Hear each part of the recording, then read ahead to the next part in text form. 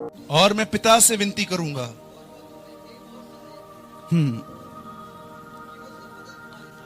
बस अब देखिए यहां पर ब्रदर ने क्या पढ़ा, यहां वचन लिखा है, यदि तुम मुझसे प्रेम करते हो। आज का टॉपिक है होली स्पिरिट। जो लोग पवित्र आत्मा को जानना चाहते हैं, आपके लिए आज बहुत सुपर्ब वर्ड है।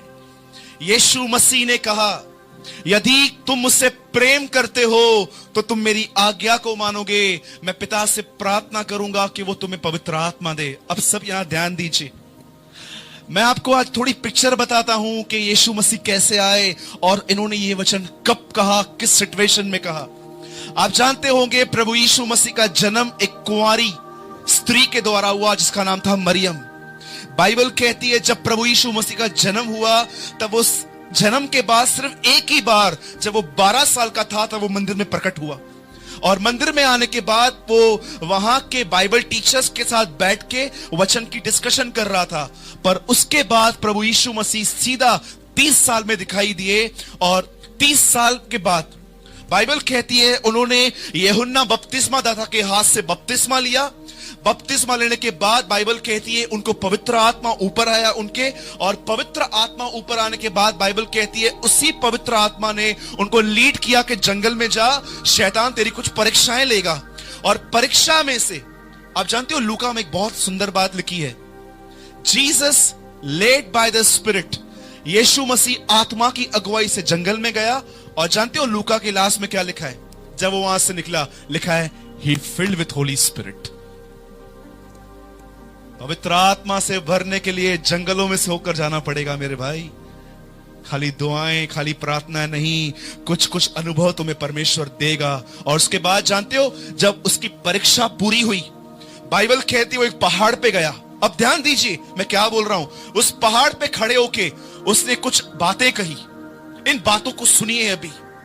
उसने सबसे पहले कहा कि तुमने सुना था कि किसी स्त्री को छूना मत, पर मैं तुमसे यह कहता हूं अगर तुमने किसी स्त्री को देखा और अपने मन के अंदर वासना भरे विचार सोचे तो तुम उसको छुओ या न छुओ, तुमने पाप कर दिया। एग्री? उसके बाद यीशु मसीह ने कहा कि तुमने सुना था हत्या मत करना, परंतु मैं तुमसे कहता हूं अगर तुम अपने भाई पर गुस्से के अंदर श्राप देते हो, गंदे गंदे शब्द कहते हो, तो तुमने हत्या कर दी है। उसके बाद यीशु कहता है तुमने सुना था मूसा की व्यवस्था के अंदर शपथ खा के पूरी करो, परंतु मैं तुमसे कहता हूं शपथ खाओ ही मत। तुम्हारी बात हां की हां, तुम्हारी बात ना की ना हो। 3 थिंग। चौथी बात यीशु ने कहा तुमने सुना था कि तुम्हें त्याग पत्र देना है, तुम्हें तलाक देना है, पर मैं तुमसे कहता हूं जब तक तुम ये नहीं देखते हो कि तुम्हारा पार्टनर अनफेथफुल है, तुम अब उसे डिवोर्स नहीं दे सकते। 5वीं बात, उसके बाद यीशु मसीह ने एक और वचन कहा कि प्रार्थना इस तरह करो, दान इस तरह करो, उपवास इस तरह करो। आप जानते हो बाइबल के अंदर प्रभु यीशु मसीह ने सबसे ज्यादा आज्ञाएं मत्ती 5, 6 और 7 में दी है। और जानते हो सारी आज्ञाओं को देने के बाद जब वो रात को प्रभु भोज खा रहा था तो उसने अपने चेलों से एक बात कही। अब वो जानता था कि अब वो क्रूस पे मरेगा, और वो जानते हो क्या बोलता है उनको, सुनो तुम 3.5 साल मेरे साथ रहे थे, तुमने सब मेरी आज्ञाओं को सुना था, अब मैं तुमसे कहता हूं यदि तुम मुझसे प्रेम करते हो तो तुम मेरी आज्ञाओं को मानोगे। मुझे ऐसा लगता था वो लोग कंफ्यूज हो गए होंगे कि यार इतनी बड़ी आज्ञाएं। और जानते हो पुराना नियम क्या है? पुराना नियम आज्ञा है, नया नियम आज्ञा नहीं है, वो एग्जाम्पल है।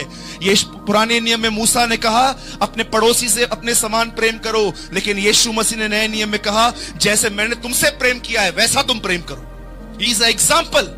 और जानते हो एग्जाम्पल देने के बाद वो कहता है यदि तुमने ये 3.5 साल जो मेरी आज्ञाओं को सुना है, यदि तुम मुझसे प्रेम करते हो तो तुम मेरी आज्ञाओं को मानोगे। और जानते हो मैं ऐसे सोचता हूं चेले उस समय सोच रहे होंगे ये इतनी बड़ी आज्ञाएं बोल के तो गया है, हम चलेंगे कैसे? उसने कहा उसके बाद मैं पिता से प्रार्थना करूंगा तुम्हें पवित्र आत्मा देगा। क्यों देगा? वाई?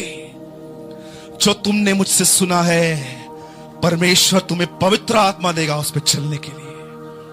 आपको पता है आप में से बहुतों को व्यभिचार से मन फिराने में तकलीफ क्यों होती है, गुस्से से मन फिराने में तकलीफ क्यों होती है?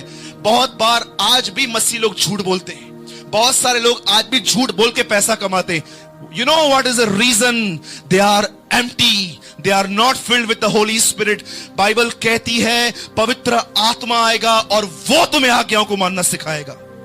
बहुत सारे लोग जानते हो उड़ाऊ पुत्र की तरह जब सिर्फ मीटिंग में जाते हैं ना प्रचार करने के लिए, तब मांगते हैं प्रभु मैं प्रचार करने जा रहा हूं, मेरे को अभिषेक देना. मैं आराधना करने जा रहा हूं, मुझे अभिषेक देना. ये उड़ाऊ पुत्र है जो अपने बाप की संपत्ति दूसरों को अट्रैक्ट करने के लिए लेते हैं. लेकिन सच्चा विश्वासी कभी भी लोगों को अट्रैक्ट करने के लिए अनॉइंटिंग नहीं मांगेगा, वो परमेश्वर की आज्ञाओं पर चलने के लिए अभिषेक मांगेगा. मैं आपसे एक बात पूछना चाहता हूं, आज आप में से कितने लोग ये कहते हैं कि परमेश्वर की आज्ञाओं को मानना कठिन है? 90 साल की उम्र में यूहन्ना लिखता है अपनी पत्री के अंदर, मैं बूढ़ा यूहन्ना तुमसे कहता हूं 90 साल, 30 साल में उसके साथ चला बदन में और 30 साल उसके उठाए जाने के बाद चला, और 90 साल के बाद वो कहता है परमेश्वर की आज्ञाओं को मानना कठिन नहीं है. क्यों? Why he say, इंग्लिश में बहुत मस्त लिखा है, the commandments of the Lord is not a burden.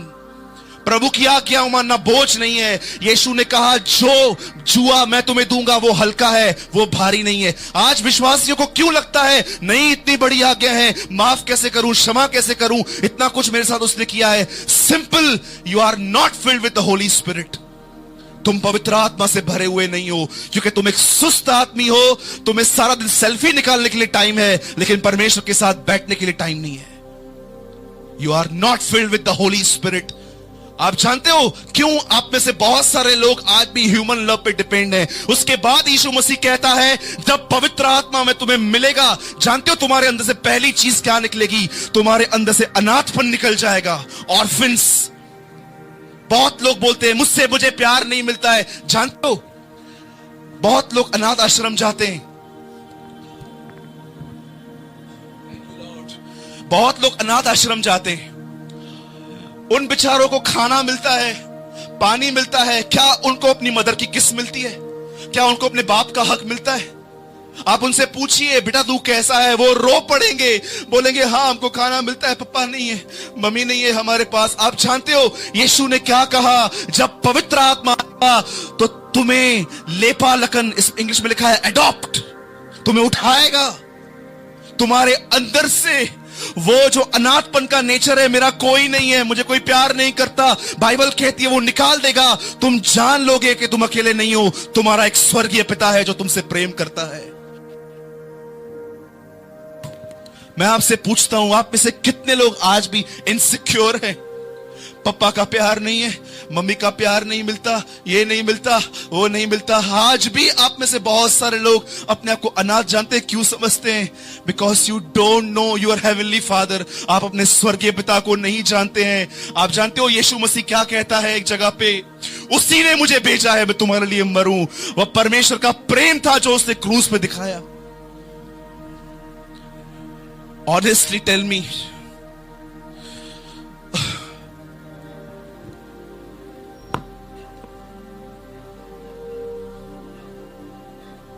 सोचिए, पूछिए अपने आप से, क्या आज भी आप अंदर से इनसिक्योर हैं?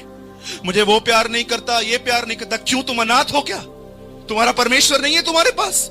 मैं तो किसी को नहीं बोलता कि ये मुझसे नहीं पूछता, वो मुझसे नहीं पूछता, because I know the love of my father.